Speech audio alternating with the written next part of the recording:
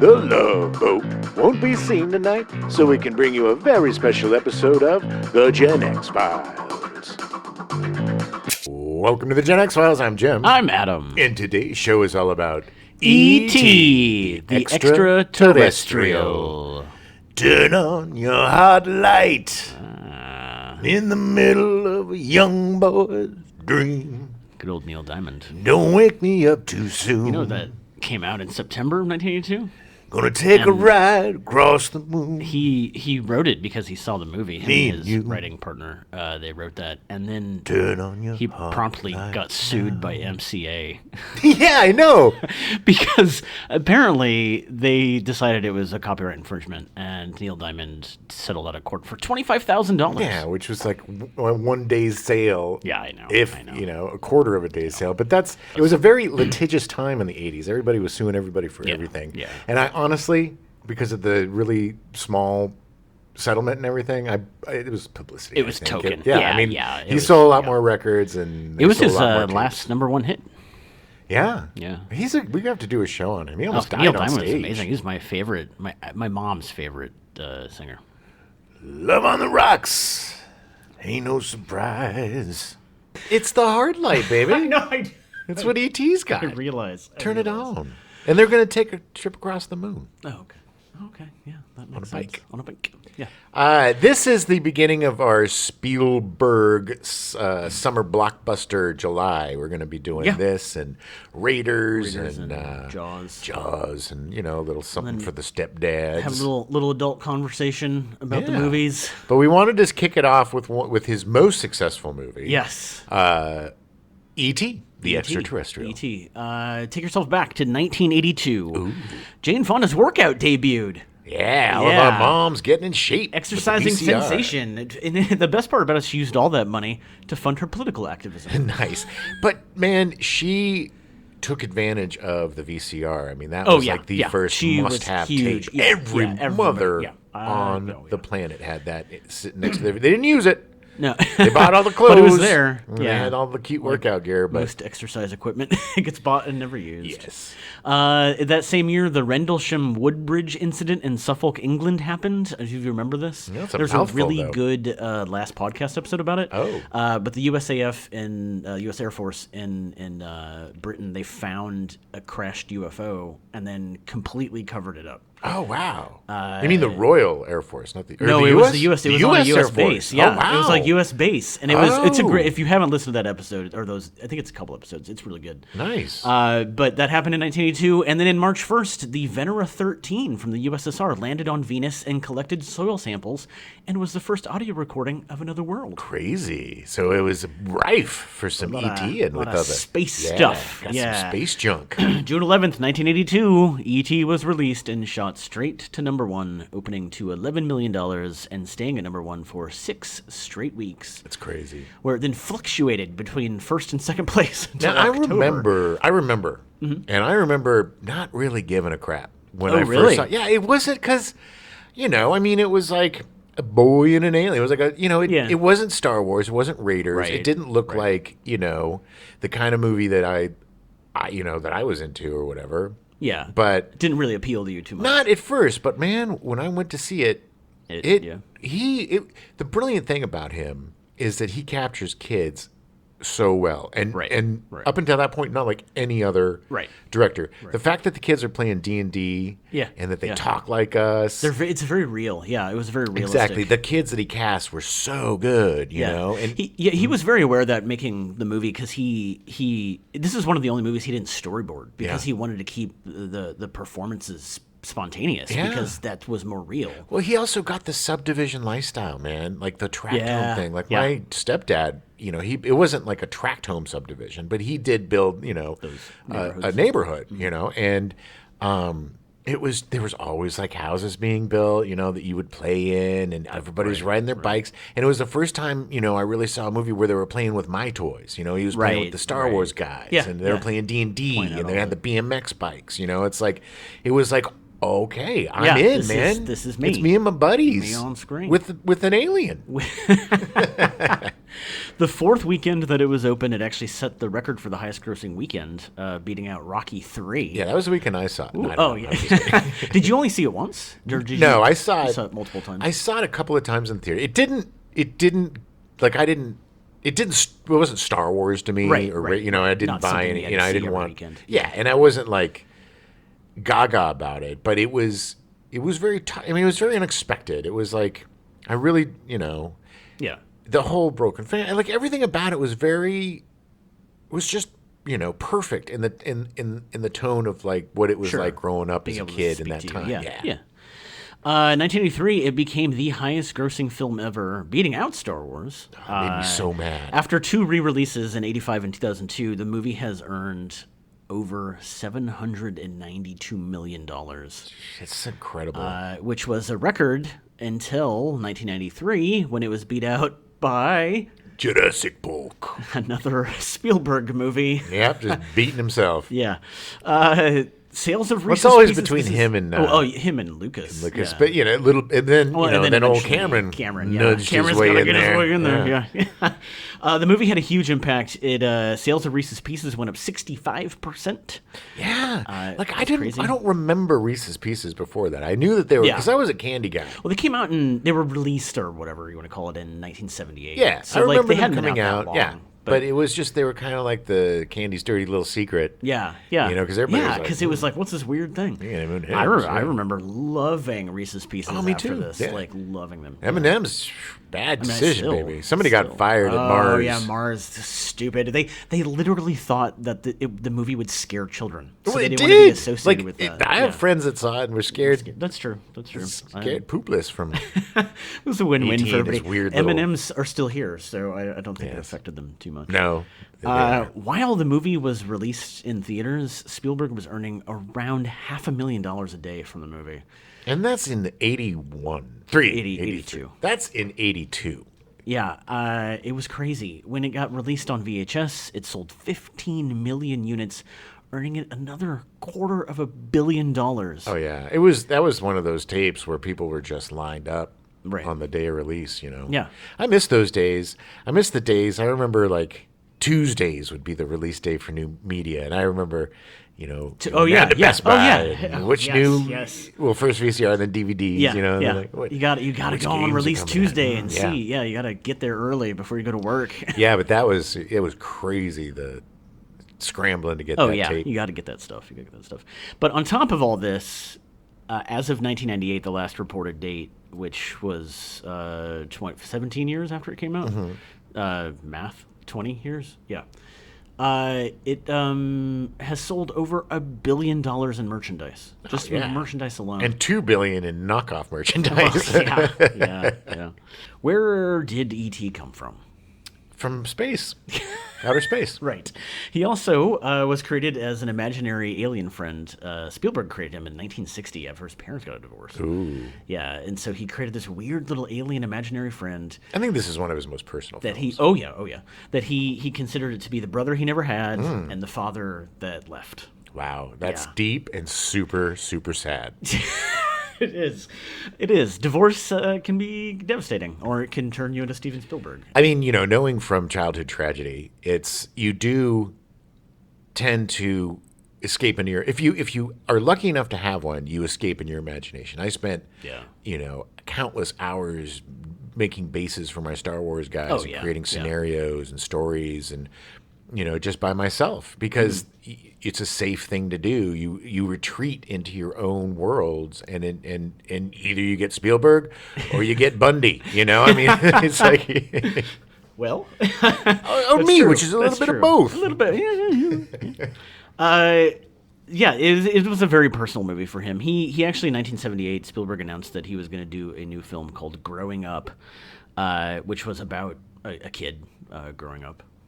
Pretty self-explanatory, I think. Yeah, but it was delayed due to reshoots for 1941. Right. Great movie. Yes. Yep. Ridiculous flop. But he really, really liked the idea of this small coming-of-age movie. Like he really wanted to do something much more personal. At the same time, he was also developing a sequel to Close Encounters of the Third Kind. Really? With John Sayles. Oh, yeah. Amazing director, writer. One of the greatest. Yeah. I love that movie so much. Independent writer. He started with Corman as well. Yeah. Yeah. And in fact, that was the connection between Spielberg and him. Yeah. It was the writing. Roger Corman is pretty much the connection for everybody from like 1965 to 1999. So this sequel to Close Encounters, which is also a fantastic movie, the sequel was being called Night Skies. Ooh. This is a fascinating. I dove deep into this movie because it never got made. But the script inspired about 10 different movies. Yeah, it's insane. And it's insane the movies that, Yeah.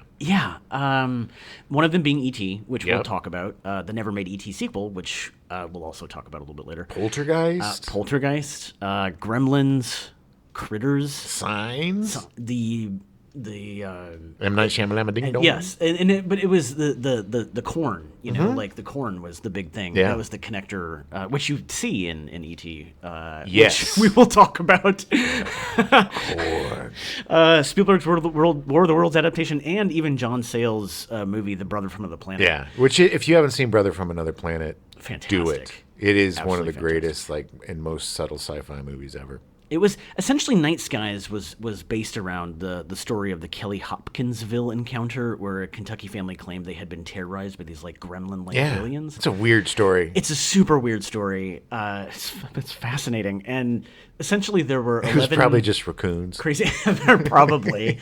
When you drink enough moonshine, it could be anything. Get that shine. There were 11 evil aliens that would terrorize them, And then there's one alien that wanted to be friends with the little boy that his dad was an alcoholic. And wait, is this the movie or this what was happened? Night Skies? This is I'm assuming that probably happened in the Kelly Hopkins. There was one little alien that there was one that made a friend. Wow, That's actually Gremlins. what they based Mac and Me on. Mac and Me was based on the commercial success of E.T. and had him rip it off from McDonald's. I think the only Mac and Me anybody's ever seen is the Paul Rudd clip that he always played on Conan O'Brien. I distinctly remember watching that movie growing up and thinking, wow, this is such a bad ripoff. Watch it. It is so wrong in so many weird ways. It is just disturbing. It's like if E.T. were made in a disturbing alternate reality, it would be Mac and Me. There's nothing cute about that alien. It looks... Oh, I love it. Nope. So while Spielberg was filming Raiders in Tunisia, he really missed his family. He was very alone. He talked about it being some of the most. He kind of got out of his head. There was nothing to do in 1980s Tunisia. And he was doing these action movies, or this action movie of blowing stuff up, and he was killing Nazis, and it was just a weird time for him. And I think he got really introspective and decided he wanted to do a more personal movie. Sure. He had this script called Night Skies that he then read out loud to Melissa Matheson. Because strangely enough, Melissa Matheson didn't know how to read. One of the best writers, but she could not read a word she wrote. That's the tragedy. She was there because she was dating Harrison Ford. Ended up marrying him. Ended up getting married. Getting divorced. And getting divorced, yeah. Harrison Ford doesn't seem like he can settle down too easily. He's been with Callista Flockhart for a while. Oh, that's true. They've been together for a long time. He has a bunch of kids from yeah. I think he's married 2 or 3 times. Yeah, I think that was his third. Anyway, I do not know.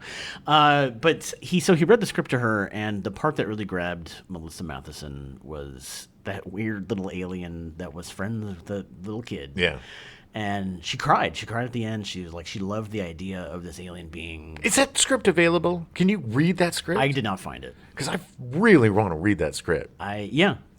I mean, it was a horror movie. It's not. I mean. The thing that fascinates me is that it was able to spawn something like E.T., which is this beautiful, heartwarming story. Sure. And, well, I mean, that's the thing. It's so just about every script every movie that you see, if you read the first draft of that script, it would be 180 degrees. Oh, yeah, 100%.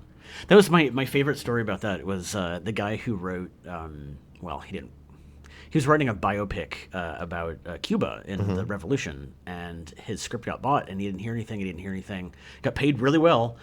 Didn't hear anything, and then the movie came out, and it was Dirty Dancing 2. Vanna Nights, baby. I knew that was coming. Yeah. It was, and he was like, well, I got paid for it, so I guess. But literally not a single line of dialogue, nothing from his script made it to that final, but he got credit for writing. No, but this script is great. I mean, it is. Yeah. It is so, the touches that Spielberg does, and that Matheson did in the script, too. Yeah. Just the little things, like when you're a kid, you kind of see people as like big hat guy or, dirty shoes guy. And like, so you got Jingly Keys you guy. associate. Johnny Keys. Johnny Keys, who, Peter Coyote, who you never see. You just see the keys. Like, it's from E.T.'s point of view, but it's also from a kid's point of view. Yeah, it was able to connect from that. It was great. Yeah, he purposely did that, which I literally did not really really realize until this last watch through. Yeah, it's like the point of view is so important in this film because when you see stuff from the kid's point of view and it's looking up and it's scary and and you don't and I didn't notice this until you pointed it out, was that you don't, except for the mom, you really don't see any grown-ups' faces. No, not until the NASA comes in. And you don't even really see their faces. No, you don't see them for a while. For some reason, they're in spaceman outfits. Yeah, they need to be astronauts apparently to come in and get the. But yeah, and I was saying too, is be like, "Hey, Mom, I got me in a Spielberg movie. I'm playing a cop. I got lines and everything with the main stars." And then they shoot from behind and low, and he's like, "Well, when are you going to turn the camera and put it on my face?" Nope. Yeah, bad news, Ricky. Spielberg was very drawn by how Matheson reacted to this, and so he decided that he was going to can Night Skies, and he wanted to focus on this smaller movie. Such a shame, but such a wealth of films that came from one script. I mean, we got to do a Night Skies episode just because it's like this mythic. It's fascinating. Yeah. I just and it actually kind of pissed some people off. Friggin' Rick Baker put in $500,000. He had been developing so much of the aliens and stuff, and he was so mad at Spielberg. I'm out. So mad because Spielberg wanted him to work on E.T. Sure. and he was just essentially flipped him off and was like, I don't think blame him. Man. It was just like, God, man. But that's how But that's how they got Carlo Rambaldi to work on it, who had done the stuff for Close Encounters, and was a very strange artist. Like some long, skinny necks. It's so weird. It's just so weird. Well, E.T. would not have worked if it weren't for the eyes. The eyes were all E.T. because the rest of him is just gross. He's this moist little burn victim. Watching it again, something I didn't realize, and maybe it's because I was watching VHS and not, but like seeing it on the DVD we watched it on. Not even seeing in HD, but every time you see a close up of his skin, it's pulsing. Yeah, like I just never. And it was so weird. And it's always moist. Yeah, it's very wet. I wonder what he smelled when he was using the remote and stuff. And like it was just like film. I'm surprised the mom wasn't like, "What's this goo everywhere?" And that's what she was smelling in the beer can. She was like, probably. Well, she did have a teenage son, so there's probably goo everywhere. Yeah, but the eyes, because it's just like it wouldn't have worked. That was Kathleen Kennedy actually went to the I think it's the Janet Stein Eye Institute or something, and had them study because she studied real eyes and glass eyes because she knew that eye connection would be how you would win people over, and they spent a lot of time doing research on how to make those eyes. Well, pretty. if the puppet doesn't work, the movie doesn't work. If you can't cry at the end of E.T. because you love this dirty little bastard, then it doesn't work. It doesn't work. And the flip side is if you don't have kid actors that are phenomenal, then it doesn't work. And the mixture of a good puppet with great eyes and the trio of Henry Thomas and Drew Barrymore and McNaughton. Yeah. Those kids were so good, and they worked so well together, and they did such a good job of portraying siblings. Yeah, they did. They did. Sitting around the dinner table, some of that dialogue is just it feels like it's very cinema verite. And they get the divorce stuff in there with the mom and like Mexico, it's all so real. And if you didn't care for the family, again, there's so many moving parts to this. And if one moving part gets out of whack, it doesn't work. If it's too ham-fisted with the cops or if it's too much with the this, Right. But the mystery of we don't know who's searching for E.T. and is it good guys or bad guys. And, and the fact that the spin with Coyote is he's basically a grown-up version of Elliot. Yeah. He's just curious. He's the same dream he had, but it's it's fascinating that this. I don't know if this movie could be made today. I don't think it could be made. I think it would be too much committee. You know what I mean? I don't think it could be made as pure. No, Spielberg had a lot of control over it, to the point where after he said no to Night Skies, Columbia Pictures, who he had the deal with Close Encounters, and them wanting the sequel, he brought them the script that Matheson had written, and they were like, we wanted a horror movie. Yeah, this is Disney crap. We don't want this. We don't want this. This isn't this isn't what we asked for. And so they essentially waited for the option to expire. And about 6 months later, this is how much power Spielberg had. He literally went to Sid Sheinberg, president of MCA, which owned Universal, and told him to buy the script from Columbia. Well, yeah, of course, because you don't, it's short-sighted. Spielberg is an asset that you're going to want for years and years to come. You want his next movies. That. Yeah, exactly. I mean, all the guys that worked with these guys that had vision, and that recognized the vision, those are good studio heads. These are good executives. The ones that see the vision. The ones that aren't. The worst ones are the idiots that think they're creative or whatever and just push their stupid vision on. You know what I mean? And they try to cram themselves in there because they're so insecure. Smart guys know what they're good at. You get movies like Wild Wild West. Yes. An amazing movie. So Sid Sheinberg, he bought the script from Columbia for $1 million and 5% of the profits. Ooh. Columbia wanted 5% of the profits because they still weren't stupid. They knew that it's Spielberg. And in fact, shortly after the movie was released, the president of Columbia admitted that they made more money from E.T. than 5% than any of their own movies that year. Good choices, Columbia. That was good work. Was that before Coke bought Columbia? Columbia was in bad. It was maybe it was. I think it was right before that. Because Columbia, it was not doing well. It was not making good choices. They were not making good choices. They were not. Why don't we take a quick break and we'll come back and talk a little bit about the production of E.T. All right. The Extraterrestrial. All right. So when did it go in production? It went into production in September of 1981.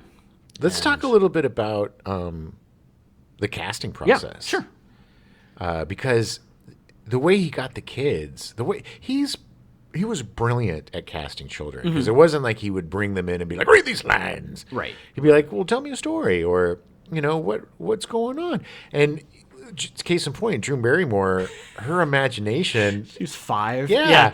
And the stuff she was coming up with just blew him away. And he's like, well, she's Gertie. Yeah. She improvised a story about being the lead of a punk band. Yes, at 5 years old.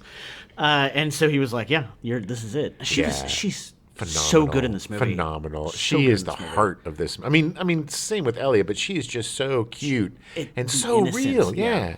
And the way she reacts off of him, that's another thing. She sells it, baby. Oh, yeah. She sells it. They all do, but she in particular, because, if you don't get that little girl, if she's got that look on her face like, it's a puppet, but she believed E.T. was real. Yeah. Oh, yeah.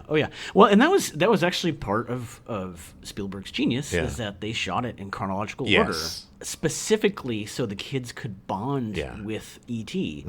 And he made sure that they never saw the puppeteers, that the scene when McNaughton, when he sees E.T. for the first time and he hits the shelving, he wasn't supposed to do that. That was literally the first time he saw him. Oh, wow. Yeah. And he banged up and knocked down the part of the wall. That's great. I mean, that's why he was such a great director of kids. Yeah. He knew he was a kid, or is a kid at heart, and at least in the beginnings of his career, it was all about fulfilling his childhood dreams. I mean, exactly. Raiders was making the serials that he loved to watch as a kid, he and Lucas. Close Encounters was the dream of being on an alien spaceship. This was the dream of his imaginary best friend and substitute dad, weirdly enough. But it's like when things are so personal and of your youth, and you're good at it, when you're a kid and you watch it, you believe it because he's showing you your world. Right. And when you're an adult and you watch it, you're like taken back into your own childhood, because even if that's not your childhood, it's still, it's the attitude. He knows kids. Like it's not cloying, it's not crap. It's like his kids in his movies are always really like Poltergeist. All the I know he just produced that, but it's like but still, he does such a good job of directing children. Yeah, he does, and it was that was part of it too, because he was actually Tobe Hooper was going to be one who's going to direct Night Sky, the sequel, because he didn't. Spielberg was like, I'm just going to produce it. I don't want to, But that's why part of the reason why he ended up directing Poltergeist was because Spielberg wanted him to do Night Skies. And Poltergeist is very similar to E.T. in terms of just the suburban setting. Yeah. And that's another one where it's just like, I remember watching that and just being like, it's like watching your neighborhood. Oh, that movie, that was one of the first movies that really scared the piss out of me. Oh, jeez, man, like, the clown. I grown up. We'll do it. We'll do it. Yeah. Have a lot of very nightmarish stories. 13% of our episodes. We'll do this one's in episode 2. Carlo Rambaldi, who we talked about a little bit earlier. Carlo Rambaldi. There you go. Thank you. He sounds like he was. It sounds like the fake name that Brad Pitt gives in Inglourious Basterds. Yeah. But he was an artist, and he worked with him on Close Encounters. So he asked him to create the actual E.T. himself. He based the look off of Carl Sandburg, Albert Einstein, Ernest Hemingway, and a dog? A pug. A pug dog. Okay. You can really see the pug. Yeah. Those I don't see a lot of Einstein, but I see a lot of pug. Yeah. Well, Carlo Rambaldi, he was a weird But that's dude. the thing. I mean, what a tricky thing, because you can't make it cute and fuzzy. You can't. I mean, that's. Yeah, I mean, he has to be this weird, gross-looking thing. Yeah. It all is on, like I said before, it all hinges on the puppet. And somehow this mishmash, weird, lumpy thing worked. Oh, yeah. Because of the eyes. Well, the eyes. And the hands, they had actually hired a mime to do the hands, to puppeteer the hands. But the actual inside of the E.T. was, it alternated between 3 people. There was 2 little people and this 12-year-old kid who was born without legs. Yeah, a little legless boy. Every time that you see E.T. walking and falling down, like the awkward walking, that was the boy in the suit walking on his hands. Yeah. And they could see through the chest. They had eyes or eye holes in the chest, but it was done so well. Mm-hmm. Like everything was just so spot on. Yeah, and it's like the aliens are very interesting. They're these weird little botanists that come to planets just to sample their plant life. Yeah, and, they're not harm. They're not trying to hurt anybody. They're just like, hey, we're scientists. Yeah, they don't come.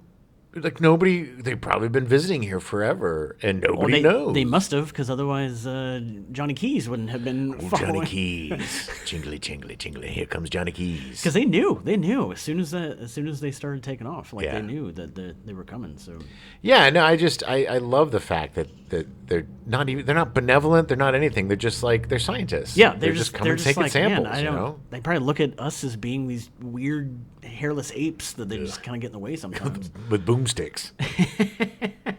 So the suit itself took 3 months to build and cost $1.5 million. Wow.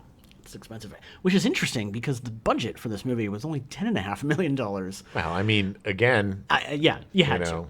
I mean, you got to sell it on the suit. I mean, because exactly. eventually, I mean, he did a really good job of hiding the reveal of him, but eventually you had to see him. Yes, it wasn't. You couldn't Jaws it. No, you couldn't hide it.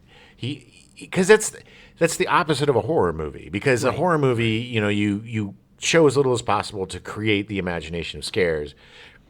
You can't do that when you're trying to create an emotional bond. You have to bond and fall in love with the thing. You can't fall in love with a shadow, There's just no way to do it. There's no way around it. No, you have to show it. And he knew, and it works. I mean, there's definitely times where he was very strange looking.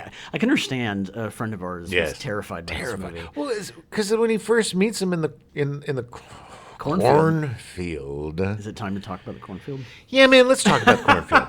first of all. Okay, so this was shot in subdivisions in the valley of like Los Topanga Angeles. not Topanga, Tahunga and some other places around here, but in the valley. Yeah, Canoga Park. Yeah. There's no corn. There's no corn around here. There's no corn in the shots. There's no corn in the establishing shots. There's no every corn time they're up in on the mountains. the top. Yeah, looking down. There's no corn. There's no corn. And the cornfield, the magical cornfield, that maybe it's the same cornfield from Field of Dreams. I don't know. This magical cornfield that pops up from movie to movie. This cornfield is huge too, by the way. Yeah, it's very tall corn. And I understand why they did it, because they had to build a sound stage because they couldn't film at night with the kids. Yeah. So they had to build a sound stage, and a cornfield is very mysterious and it's very American, and I get it, but they didn't even try to make it smooth with the other shots where there's obviously, it's like all of a sudden the backyard is Iowa. Yeah. And then the rest of it is California. It makes no sense. It drives me crazy. Every time the corn pops up. Corn. But it's like, I get it. It's really pretty. But that's the thing about him. He doesn't give a crap about that stuff. It's like it has to look good. It's all about creating the visuals and the story and stuff. It evoked the emotion he wanted. Yeah. I mean, all that stuff be damned, And I get it. I didn't think of it as a kid. Honestly, I never thought about the cornfield until we just watched it, and now I can't see anything but this ridiculous freaking cornfield. Now you could never watch it again. Yes, but in that scene, he screams. He's scary, and he scared our friend Terry pretty bad. Our friend Terry, he was pretty young. Terry was 32 when he saw it for the first time. No, he was a little kid, but yeah, it's just, I get it. I mean, you know what scared me? When I was a tiny little child, we went to Disneyland, and there used to be this ride called, I think it was called the People Mover.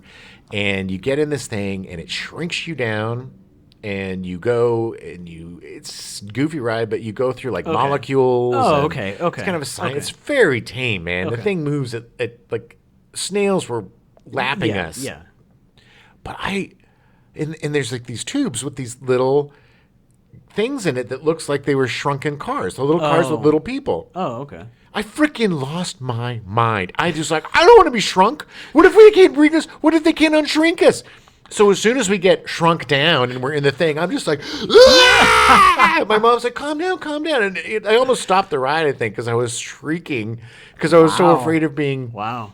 And I was 28. No, but I was fun. But I get it. It's like there's things that are like not scary, but as a kid, it's the concept of like being shrunk or this crazy alien. I get it. It's you don't know that's why I'm really glad I didn't have kids, because you don't know what's going to mess them up. No, totally. I mean, for me, the scariest thing for me growing up was Wizard of Oz and her turning into the witch. Oh, yeah. That I had so many nightmares about that. Yeah. I mean, you're not alone on that one. I get it. I get with Terry where he's coming from. Yeah. I get, it's just something that's imprinted in your mind. Yeah. And that's it. And well, he's meant to be kind of an ominous figure. Yeah. Oh, yeah. I mean, they've been building him up that whole time. It's what is it? Classic horror shot. The reveal, when Elliot's sleeping on the chaise lounge next to the giant phantom cornfield in front of their shack, and and then all of a sudden he's standing there in the shadows, and it's there. like, ooh. It's very signs. Very night skies. So the major voice work for E.T. Was performed by one lady. Her name was Pat Welsh. Yeah, she smoked Patty. 2 packs a day. And Ben Burt, who did all the sound effects, who also worked with Star Lucas Wars, and Star Wars, and one of the greatest sound guys in the biz. Yes. That I would love his career, because he just like wanders around with a tape recorder, like he like hit like a metal with metal to see what that sounds like. He's like, oh, here's a just walking around finding sounds. So Pat Welsh, she did 9.5 hours of recording. He paid her $380 and 14 cartons of cigarettes. And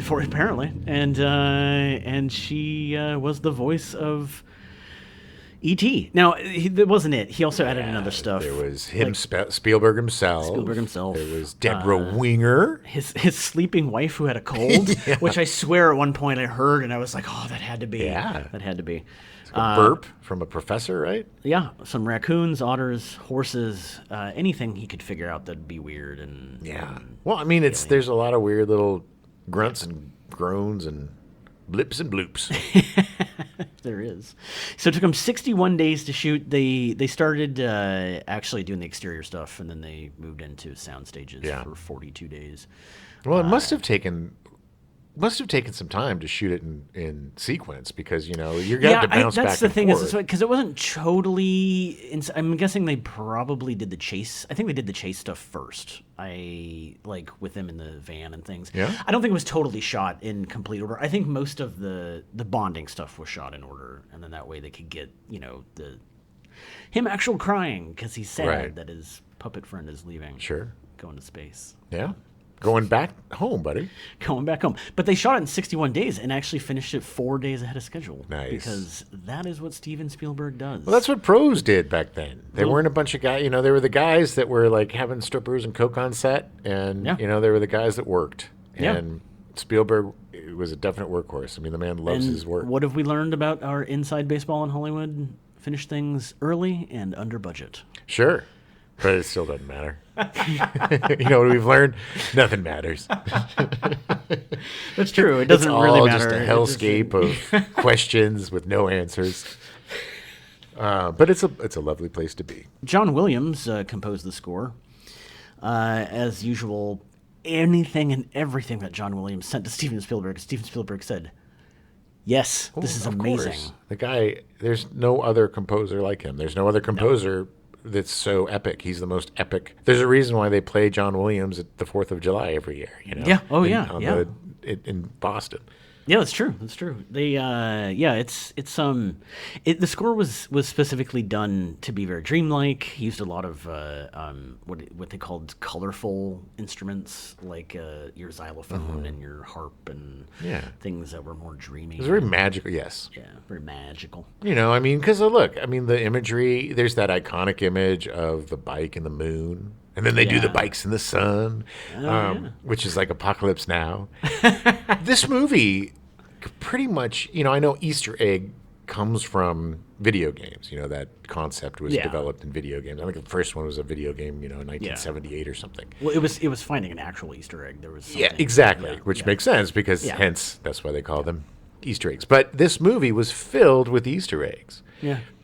From when E.T.'s rubbing his face to the same thing as Elliot is. That's just from Jaws with Brody and his son at the dinner table. His son aping his facial movements. They have the Star Wars guys. They have Yoda. And which is really funny because as we know nerds, that the ETs are part of the Star Wars universe because, they are in the Galactic Senate in the first prequel trilogy. The Phantom Menace? Yeah, so so it gives even more credence to when E.T. sees Yoda and he's like, home. Because he literally goes to him, It makes it a much more interesting scene with the Phantom Menace, Yeah. That was actually Spielberg suggested that to Lucas to put him in, and Lucas I love those guys. It must be so much fun to be those two. Yeah, especially like in the 70s and 80s, like just going up together and everything except for 1941 and Howard the Duck, but everything else was I gold. Liked Howard the Duck. No, but I mean in terms of critical success. Yes, fine. And I like 1941. I think it's awesome. It's hilarious. It's a hilarious mess. But it just must have been so much fun to be those two. Yeah, it was. Yeah, I mean they have, and we'll go more into that in our Stepdad show. Oh yeah. More discussions about that. I do also just want to point out before we pop out to our next promo that E.T. got the idea to phone home from a Buck Rogers comic strip. Yes, from Wilma Deering. She was. Yeah, it was me, baby. I was trapped on a planet, and I had to make a thing to get back to Buck. And so E.T. was like, Wilma Deering, I'm going to get going, and I'm going to get blowing. And he got going. He did, and thanks God. Thanks, Wilma, for coming back. I appreciate her popping in to do that. It was great. I love that it was Wilma. Yeah, me too. I did not know that. I mean, I knew it was a Buck Rogers cartoon. I had not before we rewatched this. I literally don't think I've seen E.T. in probably 20 years. Yeah, it's been a while, and you forget a lot of little, little details that just make it so perfect. I mean, it is a perfect movie. It is a perfect movie. I would agree with that. Except for the cornfield and the Halloween costumes. Which, yes, thank you, Adam. Thank you. The Halloween costumes are so bizarre. And the best acting in that movie is when Dee Wallace comes out and is like, "Oh my God, look at you! You look so good!" And it's like, what? You got a mishmashed ghost thing where the eye holes don't even match. One droopy old chunk eye hole. One was down by his nipple or something. Yeah, and then a hobo with a knife through his head. Yeah, what is?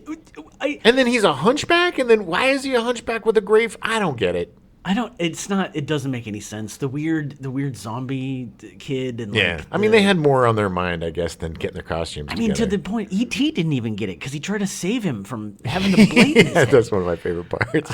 It didn't make any sense. I just don't understand. Yeah, the cornfield and the costumes. But somebody dropped the ball. Although they did meet Yoda later, so I was gonna say that it's before there was a lot of like pop culture costumes, but they had that stuff. But it was mostly like cowboys and. Yeah, I think they had hobos. Yes, murdered hobos. But honestly, I mean, when I was a kid, I dressed up as like the Hulk once and stuff. But a lot of times I was a hobo or a pirate. I did. Hobo was a big. I did the every hobo. Kid was a hobo because the parents are like, we burn a cork, we'll get some of Dad's old clothes, we'll cut it up, get him a hat and a bindle, and you're a hobo. Good to go. Yep. You're a hobo as long as you got that bindle. Yeah, you got to have that bindle. All right, let's pop out to a promo, and then we will come back with a special guest, a special interview. Nice.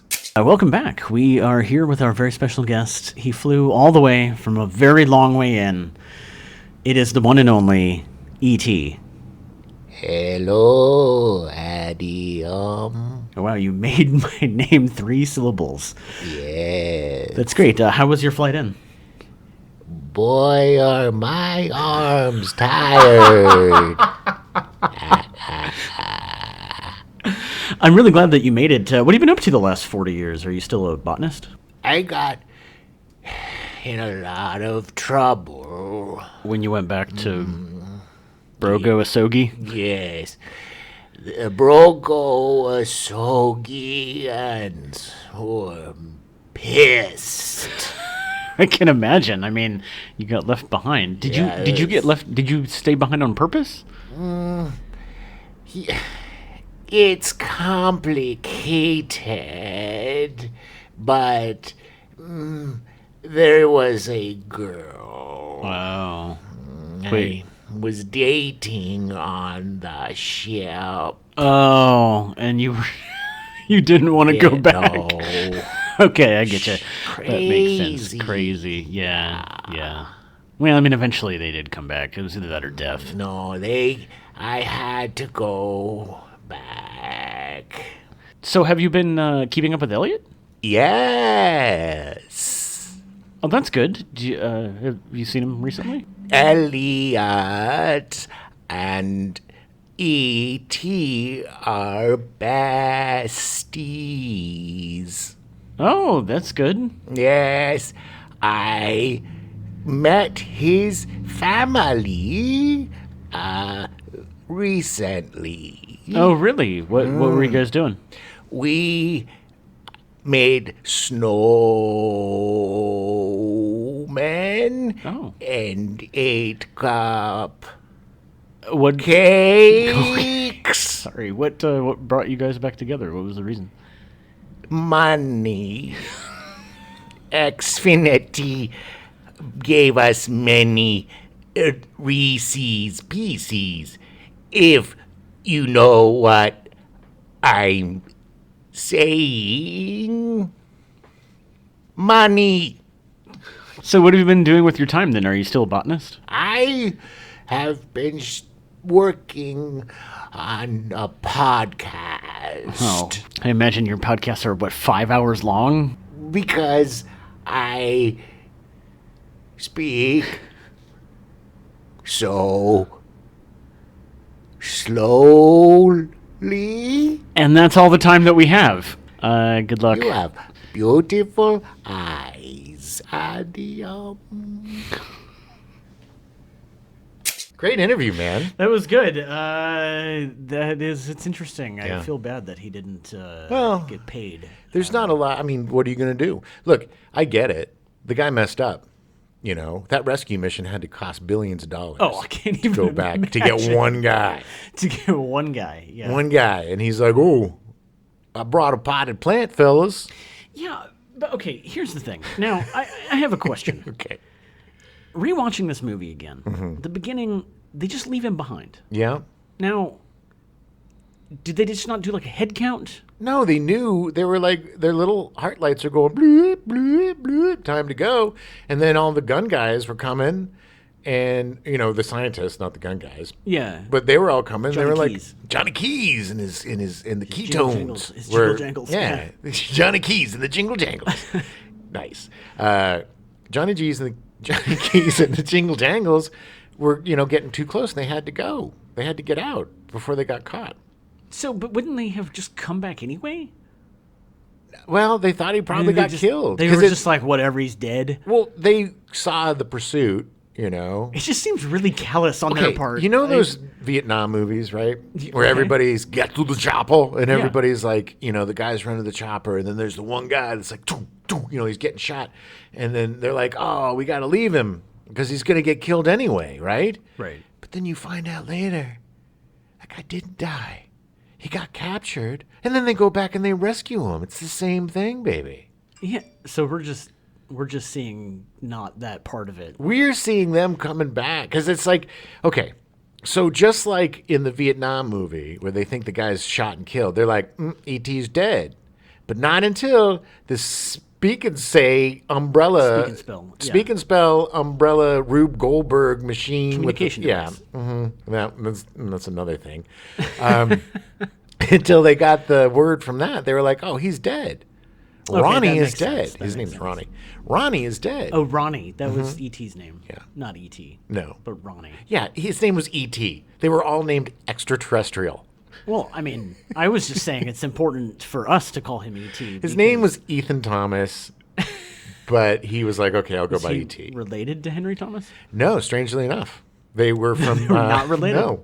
He was from the Rigel 7 Rigel Thomases. 7. And then, you know, the kid was from the Earth Thomases. The Soul system. Mm-hmm. Yeah. The Soul system? That's what it's called, the Soul system. Yes. SOL. Soul system. Yeah. Soul because system. soul means sun. That is, yes. Wow.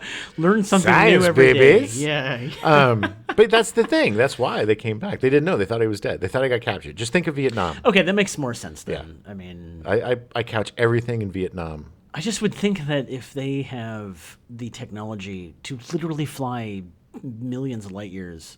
They're botanists. They'd have the technology to be like, yeah, he's still alive. We know he's still alive. They don't have any clothes or anything on, man. It's not like he's got a It's true. They do run around like naked. A wristband communicator. They're very simple, you know, scientist guys. All right.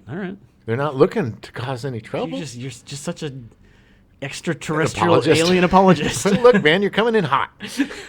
You know, these guys aren't the, you know, they don't. It's not like they have a rescue squad. No, I mean, obviously, no. They weren't going to come in and like try to bust him out of like jail or something. I mean, they probably just were like, all right, let's move on to the next planet. And they were on the next planet grabbing their plants, and then they heard the beep bop, boop bop, beep bop, and they're like, oh, go back and get Ethan. Guess he's still alive. Wait, not Ronnie? What his name was? Ethan Ronnie. Thomas. Oh, yeah, I know. Ronnie is his nickname. Oh, he goes by Ronnie. Yeah, but E.T. Ethan Thomas. Ethan Ronnie Thomas. His middle name is Ronald. Ronald. Yeah. He's hurt. Ethan Ronald Thomas. So the movie did really well. Obviously, when it came out, it was in theaters forever, and then it got re-released. They were actually talking about doing a sequel to it, which was going to be more of a horror movie Yeah. It was called E.T.2 Nocturnal Fears. Sounds like a wet dream or something. Bad. It sounds like a Judy Blume novel about a kid being afraid of going to camp because of his wet dream problem. I have nocturnal fears. Billy Buddy and his nocturnal fears. It would have shown Elliot and his friends getting kidnapped by evil aliens and attempting to contact E.T. for help. Very similarly to Night Skies. They were like, hey, we can probably incorporate some of this into it. But Spielberg decided against pursuing it, feeling it would, quote, would do nothing but rob the original of its virginity. Yeah. E.T. is not about going back to the planet. No. And that is definitely one that did not need a sequel or a reboot or anything. Did not. It just is what it is and let it be. Yeah, it was... Because, it'd be like... Now today they do like this. It'd be Elliot's in his 40s and he's an alcoholic and happy, he's divorced just like his dad. He's in Mexico, with his girlfriend, and everything's going bad for him, and then E.T. has to come down. They have to go on some adventure to rescue. It'd just be awful. It would be awful. And then they would take that script and develop it into a sitcom about them being roommates down in like. Now that would be awesome. Now that I would watch. It'd be like Perfect Strangers. E.T. The Perfect Strangers. Yeah. That's great. Yeah, I'm really glad they didn't. Although they did do the guy who novelized the original movie. Oh Lord, what's his name? It's William Kotzwinkle. Oof, Ooh, that's a mouthful. William Kotzwinkle. He actually released a sequel in 1985, a novel sequel called E.T. The Book of the Green Planet. Oh, I think I might have read that. It is set on E.T.'s homeworld of Brodo Asogi. Brodo Asogi. Isn't that the name of Patrick Swayze's character in Brodo Asogi? Point Break. Point Break. Yeah. Brodo Asogi. Didn't he have it in Roadblock? It was Bodie. Jeez, Bodie. Yeah, Bodie. You're right. But the book was bizarre. It was him essentially. Yeah, I think I remember this. Demoted, and then because he was stuck and they were mad. Yeah, that's why. And then he's literally trying to break the law to get exiled back off the planet to go back to Earth. The movie was nominated for 9 Academy Awards, including Best Picture. Nice. It only won 4, unfortunately. Yeah. Popular movies don't necessarily ever get their due. No. Although Richard Attenborough, who directed Gandhi, that won Best Picture that year, actually wanted E.T. to win. He thought it was a good movie. Yeah. He actually literally quoted himself as saying, I make mundane movies. Well, yes. But, Gandhi's a great movie, and it's fantastic. But, it probably should have won Best Picture. Yeah, I think so. I mean, I think it's not... The difference between, say, like a Spielberg and a Lucas versus a Bruckheimer or Michael Bay is that those guys, Spielberg and Lucas, are storytellers. Right. And it's about the story. Right. And it's not about the blockbuster or the spectacle. The spectacle is ancillary. The spectacle serves the story rather than the story serving the spectacle.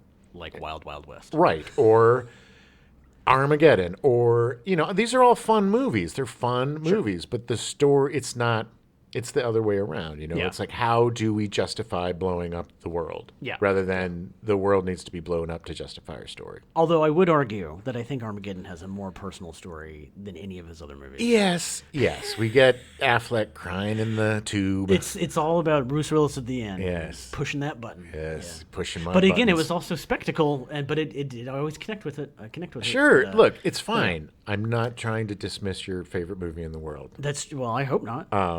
But what I'm saying is there's no jangling keys. No. There's no point of view of the children. There's no homage to, Looney Tunes and the Snoopy cartoons by not showing the adults. There's not those hidden things that make the story so much better. Yeah. The lens flares and all that stuff that are so cliche now, that began with him. He got away with having the cheesiest rainbow crap at the end of the movie. That's the cheesiest, unless it had like, that little pixie dust crap of Tinkerbell. That's the only way it could be more cheesy, but he earned it because the movie earned it. Like, I wasn't turned off by the rainbow. I was like, okay, fine. Yeah, cool. These are cool botanist guys. They want to leave you with a little smile on your face. Okay, they earned it.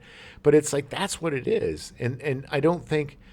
I think there's a few guys today that have that kind of magic or trying to get that magic. Yeah. But it's like, I don't think we're going to get what we had with them in the 80s because I agree. Because, you can't really portray, kids are either portrayed as like sassy little, whatevers, little adults. Right. Or it's just, it was also a time where you could get on your bikes and roll over a cop car, or you could, you were building forts and doing stuff. You were, you could have done this. You could have found an alien and help him get back because that's just how life was back then, Right. So there was a couple of plagiarism allegations, of course, because this is a movie that, it made almost $1 billion. Sure. Like, there's going to be people there. Satyajit Ray, an Indian director, accused Spielberg of ripping off his 1967 script, The Alien.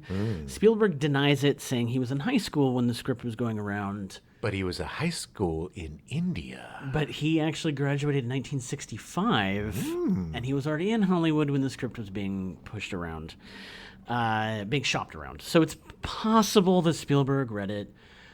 I don't think he did. I think it's just one of those, like, it's similar enough that it's There's like, so many stories, and people are going to tell the same story. And it was actually, the weird thing is that the director, it was Arthur C. Clarke, who a friend of his, who actually saw E.T. and goes, "Oh my God, this is just like your script. Oh, wow. You should sue Steven Spielberg." Come on, Arthur. And calm down. Ray, being a classy gentleman, he said, "Nope, I am not vindictive, and I respect Steven Spielberg as a filmmaker, so it's fine." Yeah, Whatever. that's awesome.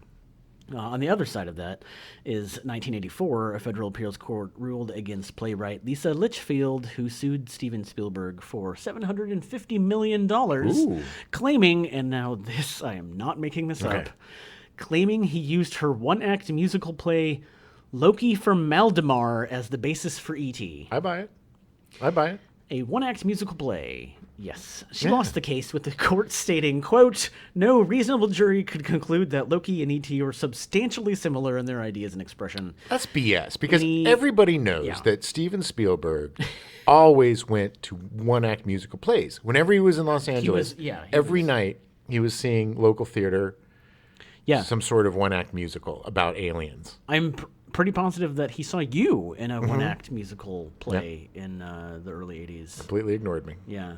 He missed out, man. He plagiarized that. That became AI. You could have been Henry Thomas. Oh, I could have been. I should have been. You should have been. No, I should not. Henry Thomas, genius. That kid was amazing in that brilliant movie. in that movie. He deserved an Oscar nomination. Yeah. I mean, it's not. He had to do so much heavy lifting in that movie. Yeah. He played drunk great. Oh my God, that was so brilliant! I totally forgot about where they're that. doing shot-for-shot match of The Quiet Man with Maureen O'Hara. Dancing and the kissing. Like, John Wayne. Him pushing that kid Get down and It was getting on his so butt. brilliant. Yeah, the little So bully brilliant. kid. I mean, what a tour de force performance. And when he was sick and that kid just went through the ringer emotionally. And it's just a testimony to his talent and the talent of Spielberg as a director to get those performances out of those kids. Oh yeah. Without being a jerk. It's like a lot of times forcing I'd be like, "Well, I'm going to kill your puppy," and then be like, "Don't kill my puppy." Like, this puppy's fine. But it was like a way to manipulate. Yeah. He didn't seem like he's not a manipulator. No. He's a collaborator. Yeah. I'm sure I am sure that Henry Thomas and Drew Barrymore learned so much from him being with him for those 61 days. Well, we appreciate you coming with us through this journey through E.T. Rewatch it. I know you've seen it. It is the most successful schmaltz film there is. It works. I mean, I got teared up watching it again. It really makes you turn on your heart light. It does. So everybody, turn on your heart lights. In the middle of a young boy's dream. Thanks for joining us. We'll see you Don't next wake week. me up too soon. Welcome. I hit it with my nose. Okay.